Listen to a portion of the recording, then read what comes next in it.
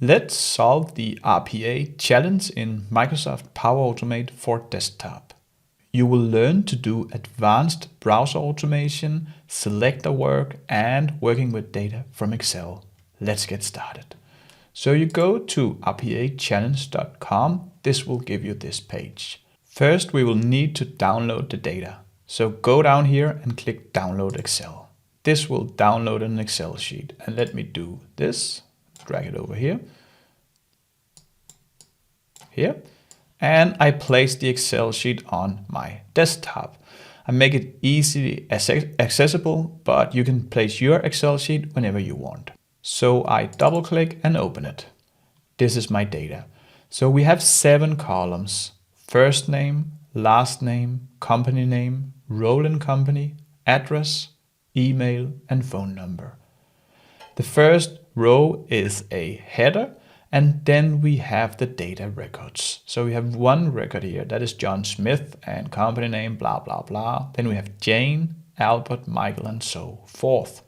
The RPA challenge is, let me show you again at the rpachallenge.com page, is that we for each one of the rows needs to fill in the data here. For example, John, and I don't need to write the other things. So I write the other things and then I click submit. Then the next one, that could be Jane and of course her data, click submit. And we will do it for each one of these rows. So we click submit 10 times with all the data. And you can see the challenge here. That is that the fields are moving. This mimics, of course, this is extreme, but this mimics a challenge that we face as RPA developers. So we will solve that. This is all about getting 100% accuracy. That means that we get the right data in each one of these fields and we get it as fast as possible. Later on, we will speed hack it, so to say. So I'll show you a much faster solution and I'll teach you about how we can reuse coding blocks. But let's get started. Our first task is to go to Power Automate for desktop and create a new flow. So I click New Flow. Here I will call mine RPA Challenge Demo and click Create. This will open up a brand new Microsoft Power Automate for desktop canvas. Here it is. So this is our blank robot. The first mission, that is to read this Excel sheet. So let me close it down. And I'll go grab the path. So I minimize all these and then I shift right click on the file. I repeat, shift right click on the file, copy as path. Then I go back to my workflow. The first thing that we'll do is to launch Excel. So I'll find a launch Excel and drag it in. This one will open up my Excel book and launch Excel. So instead of launching Excel with blank document, I'll open the following document. Here I can paste in the path. I could also have clicked the select file and found it if I wanted that way. So I paste it in here. Remember to move the quotation marks. So we'll do like this. Make instance visible. Do we want to have Excel open each time our robot runs and then close it down when the robot finished? There's no really need for that. We will not change the data in this Excel sheet. We will only read from it and then we will type it into the browser. So I'll untick this. We can also open it as read only because we will only read from it. We will not need to edit anything. So I can just open as read only. Then I click save. So right now we open an Excel sheet. One feature, or should I call it an annoying feature in Power Automate for desktop, is that if we don't close our Excel sheets in the robot flow, then it will get locked for editing for future as long as we haven't rebooted or forced killed it. So I'll find a close Excel like this and drag it in. Here I will just close the Excel instance variable. And I click save here. Let me just show you how this got created. Up here in the launch Excel, we created a variable called Excel instance. That is, we opened this Excel sheet here and saved the instance in Excel instance. So that is the one we're using down here when we're closing it. We are not saving anything because we don't edit the document. We cannot since it's read only, but we don't need to. So I click save. So right now we're just launching and then we're closing again. Let me just open the Excel sheet again and talk about the strategy. In Power Automate for desktop, when we read a range, we will say start from A1, I'll show you in a bit, and then we'll need to figure out where we want to read. So we can see it, we want to read to here, that is here. So we need to tell Power Automate for desktop where our data end, that is the end column and the end row. We will use an action called get first free row and column that will get us this row here and this column, since this is the first free with no data in, and this row here is the first free with no data. And the technique here, the trick is that we can just -1 from this, then we'll end up here. We can -1 from here, then we'll end here, and we will read the exact range. Let me show you. So I close down this again and go back to my workflow. So as I said, I'll find a get first free column and row. So I'll find a get first free column row here and drag it in. It's important that we drag it in between the launch and close, so do that. This will do nothing but reading from the Excel instance, that was this one up here, and produce two variables. So these are numbers, that is the first free column and the first free row. We can click save. Let's test our workflow by clicking run. So I'm launching Excel, I'll get the first free row column from the Excel worksheet, and then I'm closing it. And if we go over here, we can clearly see that something is wrong. That is, the first free column is number 9, and then the first free row will be 1001. What happened? Well, let's open the Excel sheet and look another time. This is a very important exercise. So we'll see that we need proper data quality when we feed our robot. The issue here is that the first free column is 9. So 1, 2, 3, 4, 5, 6, 7, 8, 9 it says. And that is because this column here, you can see that it's wider than the other free ones here. So probably some data used to be in here, and that's why it's reading that the first free column is number 9 out here. This is not a problem here since we really don't need to use it, but it will be a problem that we have 1001 rows. So the way we'll fix it is that you'll go over here to 12, click it, press Control, Shift and a down arrow that will mark it. Now you go right click, click delete. This will delete the rows. We don't really need to delete. You can do it if you want. It's not necessary. So we'll click save again. Then we'll close the Excel sheet. Now let's try to run it. So I click run and see if I have fixed the first free row issue. There you go. The first free row is now number 12. And let me open up the Excel sheet again. That is right. You can see here the first free row is indeed number 12. So I'll close it. Now we will read the Excel sheet with a read from Excel worksheet. So read from Excel worksheet. Drag it in underneath the get first free column and row. We will read the Excel instance, fine. Then we want to retrieve not the value of a single cell, but value from a range of cells. So pick that one. Start column, well, that was A, that is fine. Start row, that is 1. Then the end column. I will just read the first free column. I haven't fixed it, it's not really an issue. We'll just read a blank column, but if you have fixed it, you will have 8 here. But we will use the variable. So this is the variable that is called the first free column, and this have a value in it. So if I click the X here, then I'll pick the first free column. Since this is the first free column, I will say -1. That's where my data is. Similarly, in the end row, I'll click the X here, first free row, and then I'll go inside it and say -1. So I'll pick the row right before the first free row. That is where my data is. Open up advanced. I always recommend you doing so. Tick the first line of range contains column names like this. That is, we have headers. You saw it, first name, last name, company name, blah, blah, blah. That's right.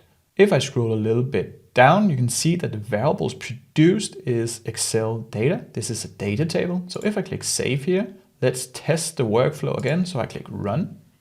There you go. Now we can go over here and inspect the Excel data variable. So if I double click over here, there you go, we have our data.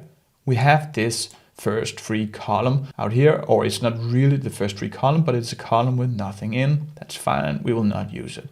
But it was very important that we limited the actual data rows down here. So there is our last one. One thing to notice as well is that you can see the type is data table. That is fine. And then there's these numbers. This is the number of the data row. And these ones are 0 indexed.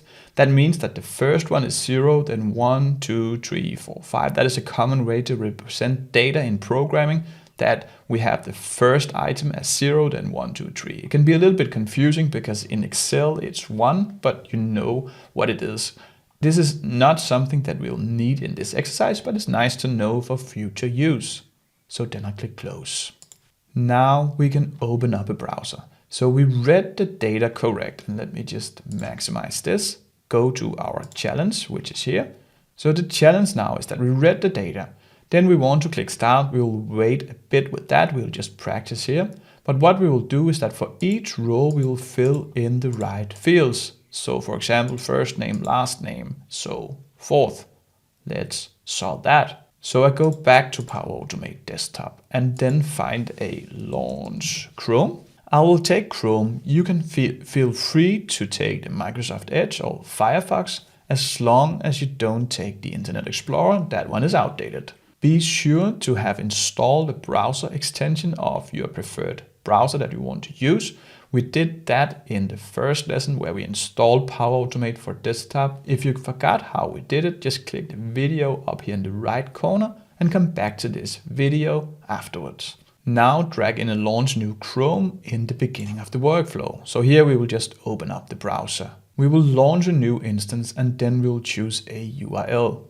The URL we want to open is this RPA challenge. So I'll copy this one here, go back to Power Automate for desktop and paste in the URL. This browser will be referred to as browser. This is a variable for the browser. So I'll click save. So now we just open up the Chrome.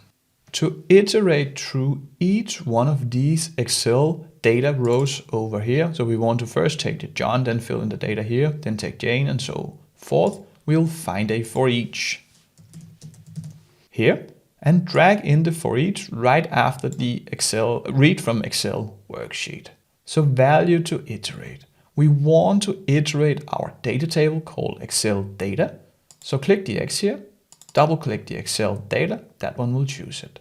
So each one of the rows will be taken one by one, and we will call that current row for current item. Feel free to change it. I'll just leave it with current item. That is fine for now.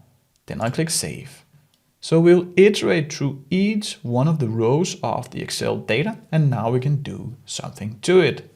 And let's just pick the first name first. So I'll go here and then I'll fill in the first name. I want to do it, and let me open up my example data again. Here. So I want to take from this column, I want to take John, then I want to take Jane and so forth. So the column name that is called first name, I'll copy this one here. Then I will go back to Power Automate for desktop. Now I'll find a populate text field. So search for populate text field. Pick the one that says on web page, not this one here. So web form filling, populate text field. Drag it in inside the for each. It's very important where you drag and drop your activities because this will be the order that our robot will perform them in. So we will be using our browser instance. That is fine. Then we'll have our UI element. So if I click the drop down here, I can add the UI element. This will open up this. Now I just need to have my browser open where my RPA challenge is. And you can see that I can select different parts of the browsers. This is the UI elements.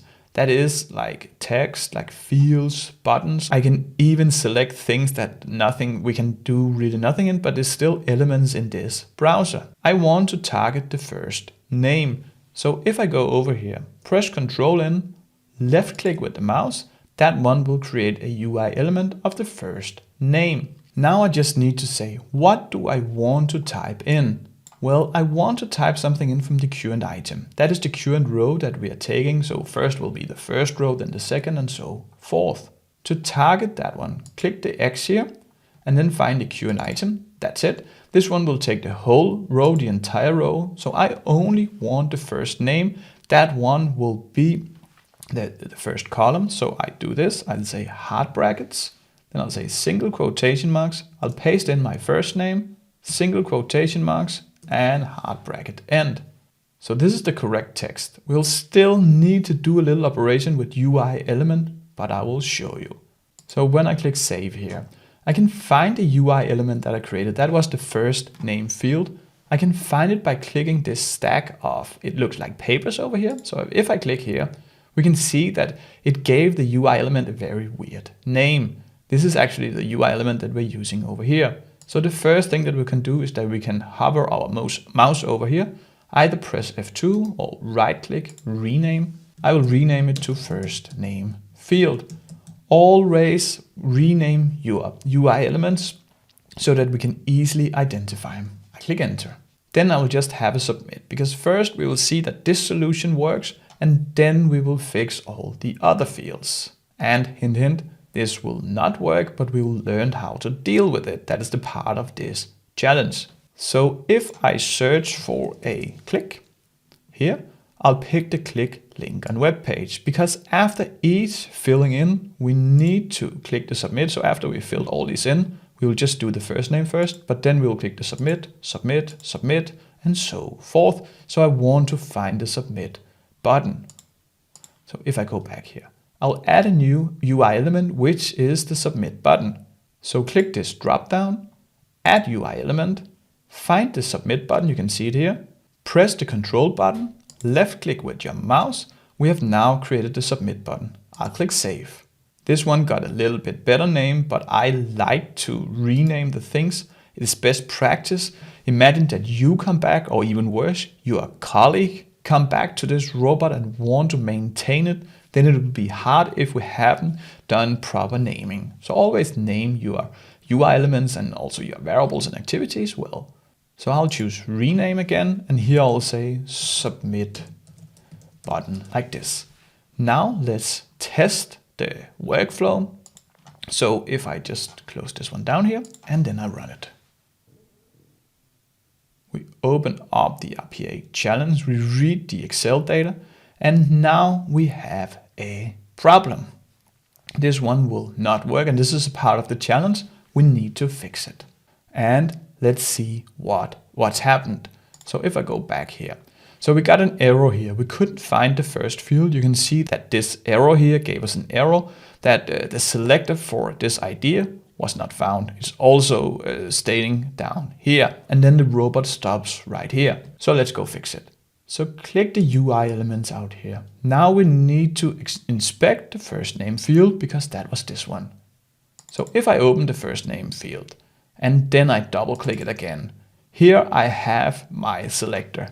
It's called input ID equals something. We can either build up the selector tree here, or as I recommend, we will learn to do it manually. You will grow as an RPA developer, and it's very, very easy. Let's first talk about why this was wrong. And that is, I go back to my browser with the RPA challenge again. Let's pick this one here. And to inspect elements on a web page, and let me just maximize it so we can really see it, I can either right click and then click inspect, or I can press F12. I repeat, F12. This will open up the developer console. If your developer console opens up like this, here, over here, I recommend that you put it in the bottom of your browser. It's not necessary, but it's designed for that. You will have an easier time reading it. To do so, click the three dots here and click dock to the button. That is this one here. That will move it down here. To inspect the first name field, click this arrow here and find the first name field. That is here. And if I left click with the mouse, you can see that this is the address, the CSS address for the first name. This ID here, that is what we used. So we use the input and then we'll take this idea. But let me show you. If I click submit once more, then this changes. And let me select the first name field again. Now the ID changes. But so we need to find another property that works better. And hint, hint, we have one. Check this. NG reflect name label first name. Because let me just go click submit again. Let me select the first name. That one is here. This one is static. this one doesn't change. So if I just click here, copy it over to my Power Automate for desktop, and if we want to edit this manually, untick this custom here and go in here, we will still use the input. So inside the hard brackets, delete everything and we can just mark it and then paste it in. So have it like this, Control V, now we paste it in the ng reflect name equals first name. So we updated the selector of the first name field. I click OK. The arrow disappears. This doesn't mean that this will work, but it will, I'll promise you, but it just means that we updated it and Power Automate for desktop will not have the arrow. We can still have an arrow when we run, so let's go test it. So if I close here and just let me close all the browser windows of the old RPA challenges so we don't get it mixed up. So I'll close this one as well. And then we will run the robot. So we're reading the Excel sheet, and now let's see if we can, now we can type in John, and we have come to the next mistake because now we can't find the submit button. We will do exactly like before because now we can write in a name. So now we just need to fix the submit button. And again, we do exactly like before. So click the UI elements up here, double click the submit, and here we can see the address. Double click once more, and this is a very, very long address. So this is not working, let's fix it. So we go back. Again, we press F12, or we can just hover our mouse over, right click, and choose inspect. So here we have the submit button, and we are using a very long selector. So let's see what we can use instead. So I recommend that we take the input, that is fine, but instead of selecting a lot of things here, we can just have either the type or the value. I'll just choose the value here.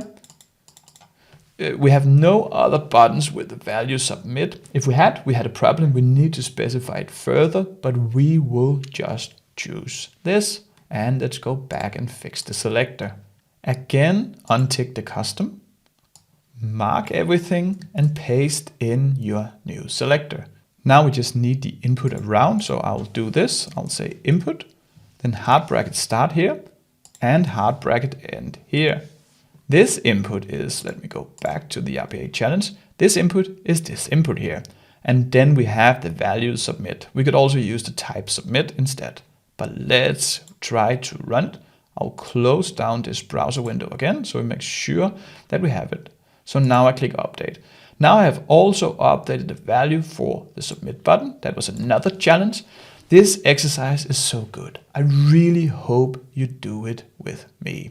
If you like this video, please give it a thumbs up. That will really help me a lot. Thank you. So now we're filling in the first name. It works. We can fill in every first name and click submit. Then the rest of this exercise.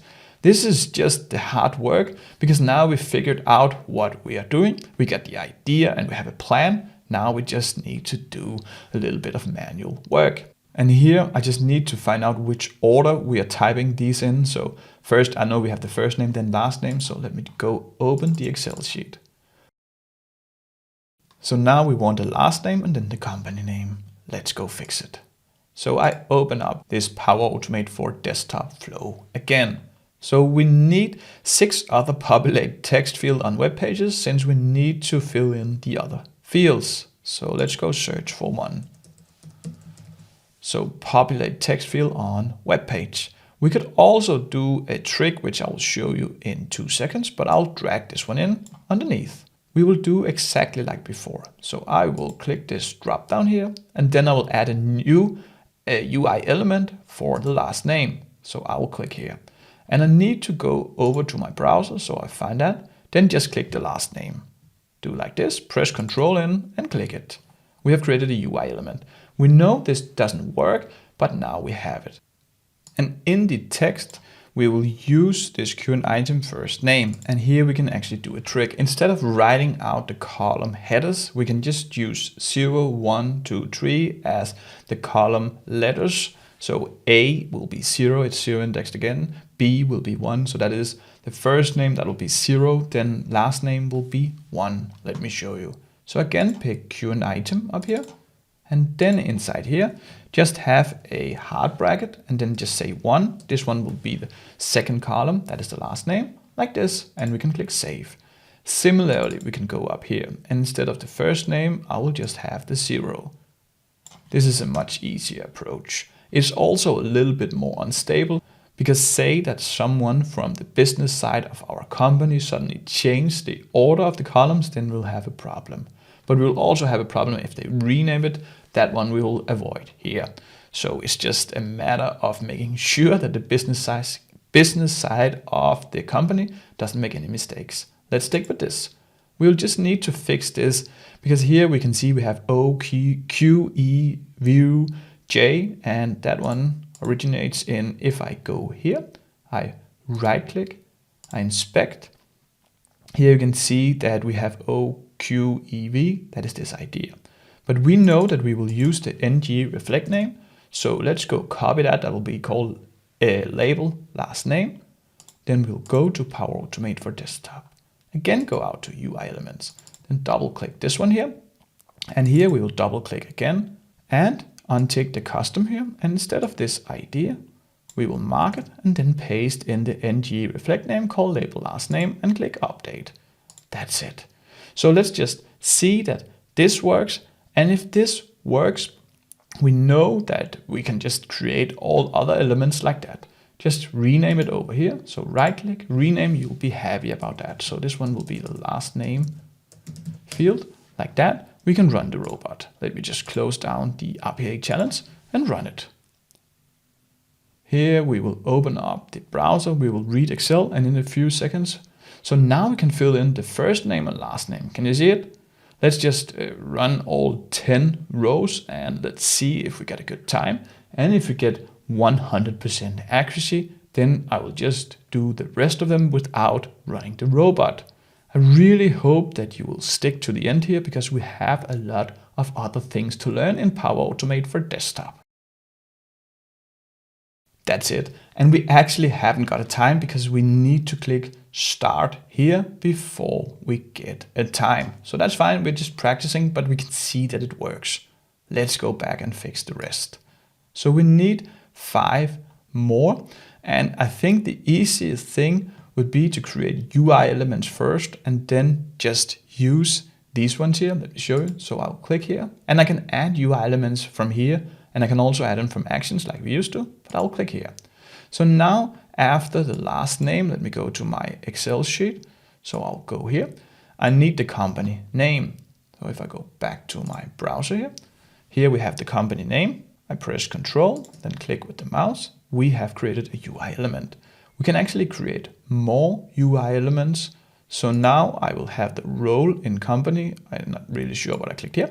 So I will have the role in company and then the address. So if I go back, so here I'll have the role in company. Then I will have the address like this. You can see that we got created. It's a bit of a mess because we have a hard time telling which one of these, but I know this one is the first one. So if I go back, then I need email and then phone number. So if I go back here, email, Control and left click like this, and then first number. So now I've created 5 UI elements in a row. I'll click done. I know that these ones are wrong because we will need to update them with the right selector. So let us go back here. We need to update the company name first. So right click, click inspect. This one will be called ng reflect name label company name. So I copy it over here. This is a fantastic exercise. You will learn how to work with selectors and figure out that it's very, very easy. So now I will update this selector. So go open it. Then I double click it, untick custom and do like this. We now have it right.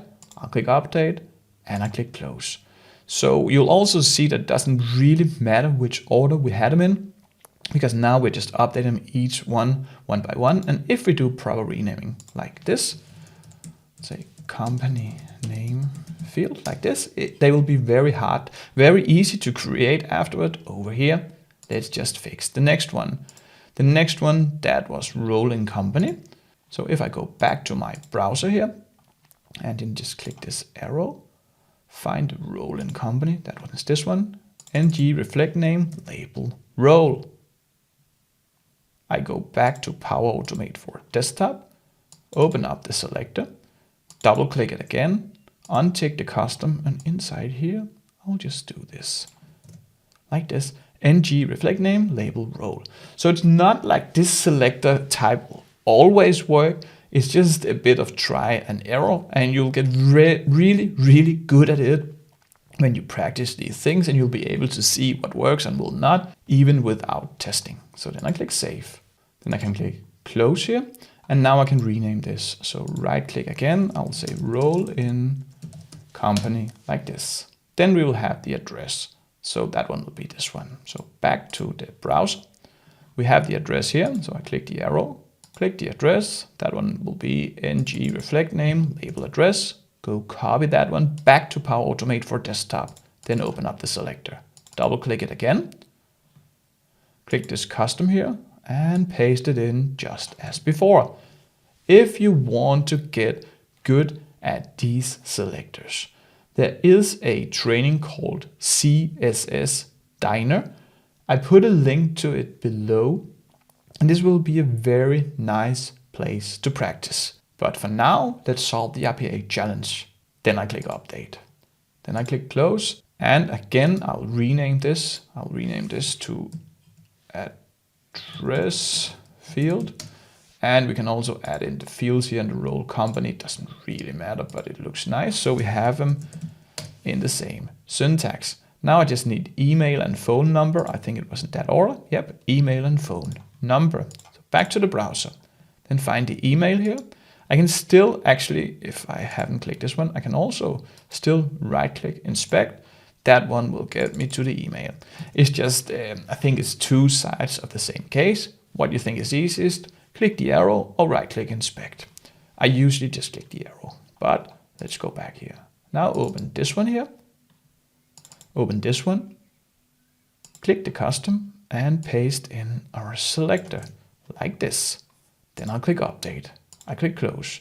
So this one was the email field. So right click and do this, rename, say email field like this. Finally, we have the phone. So I go back here, the phone, that one is here. Now let's try the inspect. Have the label phone here, copy it back to Power Automate for desktop. Double click it, untick the custom, paste it in here, like that. So now we created each one of the UI elements. I do this, I just right click, rename the last one. That one will be the phone field like this. Now I just need to drag in 5 more populate text field on web page. So I have one here. So let us just have, that is the Q&A item 2, that will be the 3rd column, and that will be the company name. Now it's nice that I did them in order. So first name, last name, company name. So I can click this drop down and now I can find it here. So that will be the company name. And again, I go down here, I'll take the Q&A item and we are at the 2, that is the 3rd column. So hard brackets 2, do like this and then click save. That's it. Now drag in another one.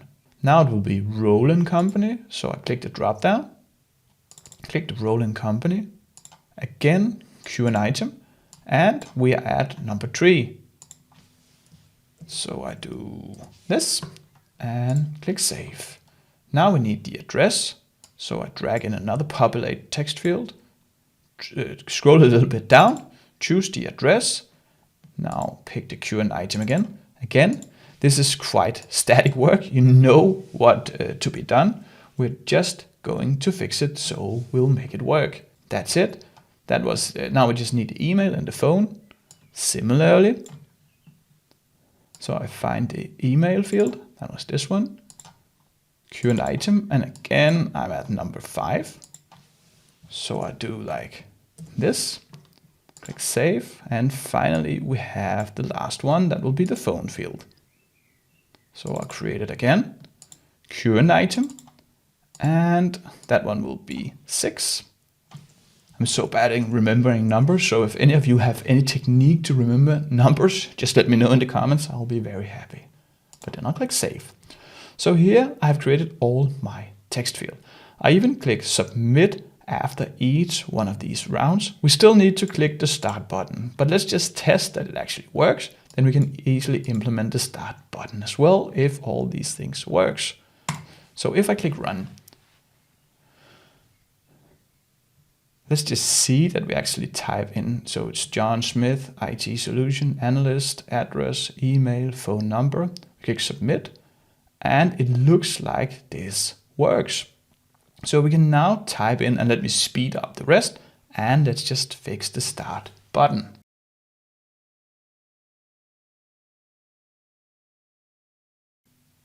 That's it. Our robot now ran. Now we can just do the start button and see if we have any problem there. So we only need to click the start once, and then we'll fill in the fields. So the start button will be just before the for each. So we just need another click link on the web page. So I'll click it and drag it in. Here I will have the UI element, and then I will add the UI element, and I will find the start button here, and I click Control and click it. So now we have the start button, and then I'll click Save. So if I go back to my UI elements, I can start by renaming it. So I click Rename, and here I'll say Start Button. Again, we might have to fix it.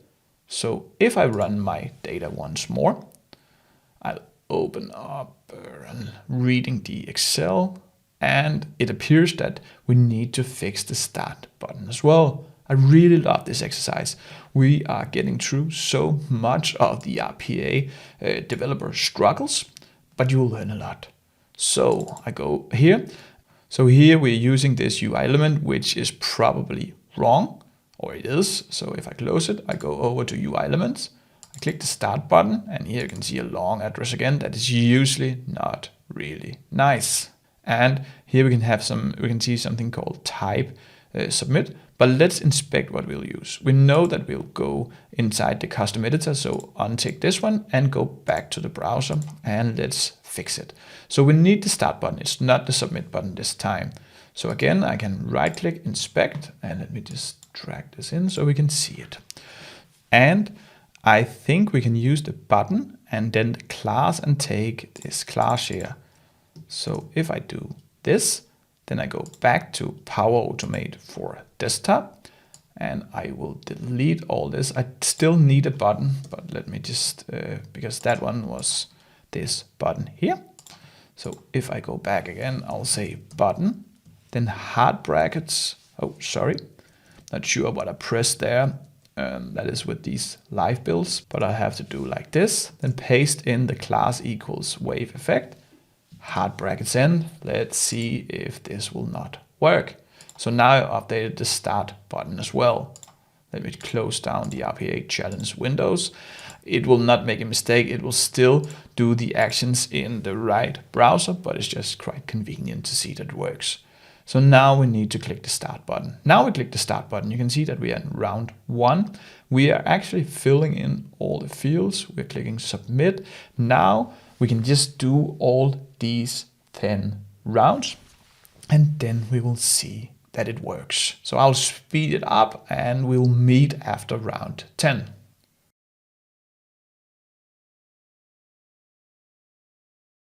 That's it. We finished the RPA challenge and we succeeded. We have a success rate of 100%. We did it in 67,000 milliseconds, that is 68 seconds. We can do this faster. So let's try to solve the RPA challenge even faster. This one is not something I want to do in real life development because we have like forced breaks inside, small breaks inside these activities that make sure that the page gets loaded correctly. But since this is a challenge and we want to do it as fast as possible, we will open up these activities. So open up the click link on web page, then go to advanced. Untick this, wait for page to load, and then click save. Similarly, open up the populate text field on web page. Here we will untick the emulate typing. We'll go down to advanced and again wait for page to load, untick. So now we will perform it whether or not the page has loaded. This one in real life production, could cause some problems because then we'll just start typing whether or not the page has loaded. But that's fine for this exercise. Do the same thing with each one of these. You can pause the video because I will do it quite fast. So emulate typing and then wait for page. Do it for each one of these here, like this, this, this, this, this, this, and finally click link on web page, advanced, wait for page to load, click save. Another thing, we can either run it here, that is in the debugger, then we can have the run delay down to 1, like this.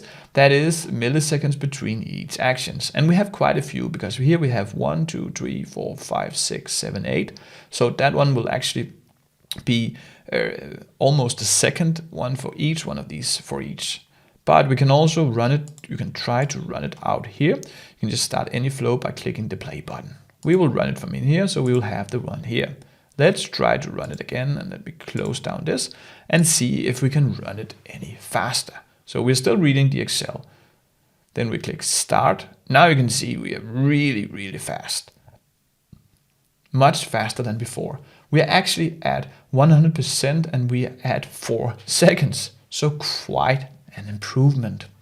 I actually got it down to around 2 seconds when I haven't, and right now I'm having a video recording software on, you can see it down here, that interferes a bit with the UI, so that'll be a bit slower, but we can get it down to 2 seconds. Let me know your time in the comments. Even if you're slower, that's fine, just put in your time in the comments. Now let's go back to the solution. You can see that these ones are quite redundant. We have each one of them, and they almost look the same. The selector, that looks a little bit different. You can remember we created them here, and you can see this current item 0, 1, 2, 3, 4, 5, 6. So let's try to fix it. I open up a notepad here. I have Notepad++. This is a fantastic tool for developing. So if you're a coder, you should download this one. This is free. It's just to take notes. So you can take notes in any document we want. So I just want all the selectors, and I want to store them in a list. So to create a list variable in Power Automate for desktop, I just do like these percentage signs, and then I'll have a hard bracket. And then in the end, I'll have a hard bracket end and the percentage signs. All the spaces, that doesn't matter. It just makes it much more easy to read. And then inside here, I have my items in single quotation marks. So let's find them. I can either find them in the browser or I can find them here. The first one, that was the first name field. So I go in here and I know I need the ng reflect name. And then I can just pick in this label first name, or I can actually just do the first name. But let's just for convenience pick the whole property that is the label first name. So I'll copy that one from here. Then I can just click cancel and close, go back to my Notepad++, then paste it in. Then another single quotation marks, that is the first item in my list. Then it's comma separated, so now I can pick in the next one. That one will be the last name. I will do this and then copy in the label last name like this. So what we're doing here is that we're creating a dynamic solution. I really want you to do this. We will just do the same with each one of the selectors. It doesn't sound like much, but if you can understand this concept and you can make it work, you're really improved as an RPA developer. Then I do this, that was the company name, and rolling company. Open that one here. Sorry, label roll here. Close it. That one will be this one here. Do this, then open address.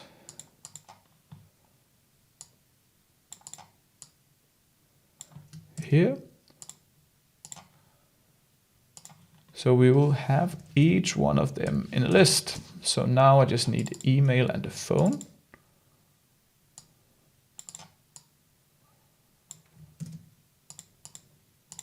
Like this. So in single quotation marks we have like this, and then we will have the phone. So now if I remember to just take this, not do the same manual mistake over and over, paste it in here.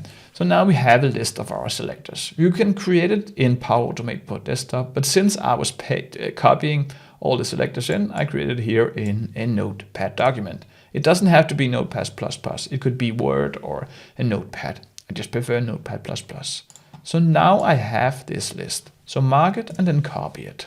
Then go back to Populate for desktop. So in the beginning, we'll have a set variable. So we'll create our list. So I'll do this by going here.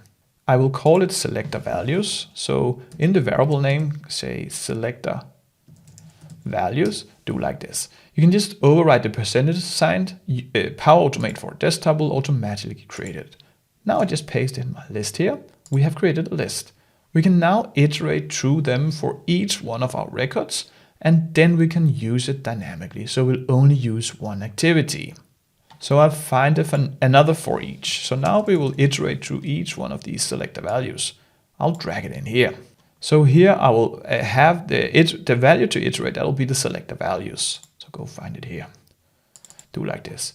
Now I will not call it Q and item. I will call it selector value. So I'll say for each selector value, that will be each one of these values in selector value. So I'll do like this. I'll also introduce a variable that will start with 0, and then in the end of this, we will add 1 to it. This one we will use for the 1, 0, 2, 3. It will look like this. So I'll find a set variable again, drag it in the first for each. That's very important. You can call this one counter. Give it the value of 0 because we'll use it 0 here. So I'll do like this. So now we have it here. Then we will add 1 to it for each one of these selector values. That's so we can target each one of these fields. So I will have another set variable. Now we'll just add 1 to it. Even though you don't understand it, please create the solution. That will help you understand a very advanced concept. It's okay. It's not expected that you understand this, but it's expected that you at least try. I should practice my English, you can hear that. But let's click the X and let's find the counter again. That's here. And to add 1 to the counter, just go inside the percentage sign and click +1 and click save.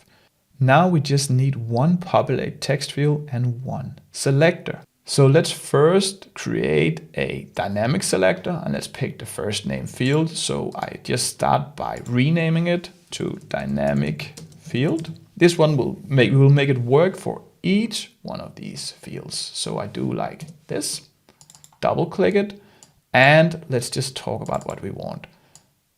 So what we want is simply just we want this label first name to change by the value of this selector value, because that is this one. So first it will be label first name, then this one, then label last name. Let me show you. Mark it. You can delete it so you can see that it's gone, or you can just click this variable up here and have the selector value. So now we're using a variable. We're using the value of this variable to put inside this selector. So it will be first be this, this, this, this. Then we'll click update. So now we have the dynamic field. We will delete these in a few seconds. You can see that it updated up here. So let's drag it in. Drag it in inside the beginning of the inner for each, that is the selector values here. So now we will target each one of the fields. So what we need to fix, it's simply just to fix this 0, we will change that with the value of the counter. So open up this one here, delete this and click the X, here, find the counter, that is this one. We just need to delete the percentage sign here because we have a variable in a variable like this. So we'll have the Q and item and then we use the counter. It's first 0, then it's 1 last name, and when it's 1, we'll have the 1, that one will be this one, and we will have the label last name. Label company name, then we'll use the 2 because the counter has increased once more. Then I click save. So now, and then we will just delete all of these. So mark them, shift from the end, or you can just click in one by one, mark them, then click delete. So now our workflow got really easy. We can even delete all of these. So I'll delete the phone field, delete the email field, delete the address field. You don't need to do it, but I like to clean up. Always make that a good habit. So now we only have 3 UI elements. We have a dynamic selector, a submit, and a start. This one, I warn you, this one will be a little bit slow. I just closed down the RPA challenge, but that's okay. It's better practice. This is the correct way to use it. So we make reusable components. Let us see if that works. It will, as I said, it will be a little bit slower, but it will still be okay. So here we have it at 6 seconds. So we missed 2 seconds, but we created a much more nicer solution. Click the video on the screen to get to the next lesson.